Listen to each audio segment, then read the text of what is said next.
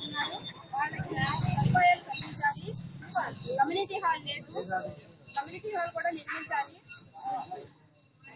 మెట్లు మాత్రం పూర్తిగా పాడైపోయి ఉన్నాయి, అవి కూడా బాగు చేయించాలి.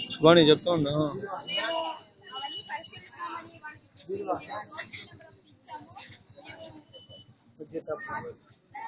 కూడా ఫోన్ నెంబర్ అందించి ఆ సమస్యలను మేము పరిష్కరిస్తామని చెప్పి వాళ్ళు ఫోన్ చేసిన వెంటనే మేము వెళ్ళి ఆ సమస్యను తీరుస్తామని చెప్పి వాళ్ళకి హామీ ఇచ్చి వచ్చాము.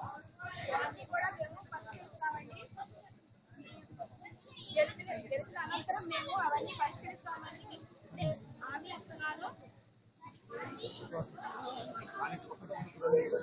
24 గంటలు అందుబాటులో ఉంటాం. అక్కడ యువత సుబాని గారు చెప్పేస్తారు.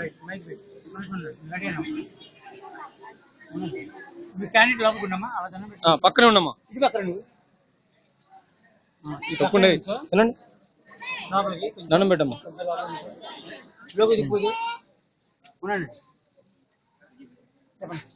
37వ డివిజన్ ఆమ్ ఆద్మీ పార్టీ లోక్సత్తా 2 బలపరిచిన ఇండిపెండెంట్ అభ్యర్థి నాగూర్బీ గారిని మనం ఏకగ్రీవంగా ఎన్నుకుందాం.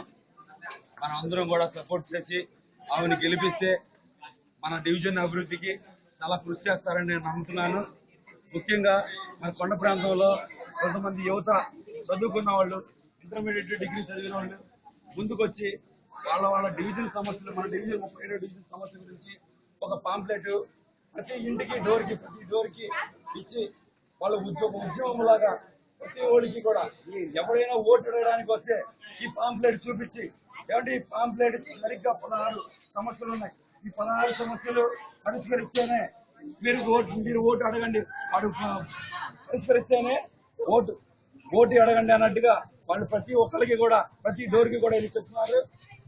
అలాంటి విద్యార్థులు మనకి అభివృద్ధికి నాందిగా అనుకుంటున్నాను. వాళ్ళ సమస్యలను నేను పాంప్లెట్ ద్వారా ప్రతి ఒక్క సమస్యని 16 సమస్యలను నేను పూర్తిగా పరిష్కరిస్తానని ప్రతి డోర్కి టోల్ ఫ్రీ నెంబర్ ఒకటి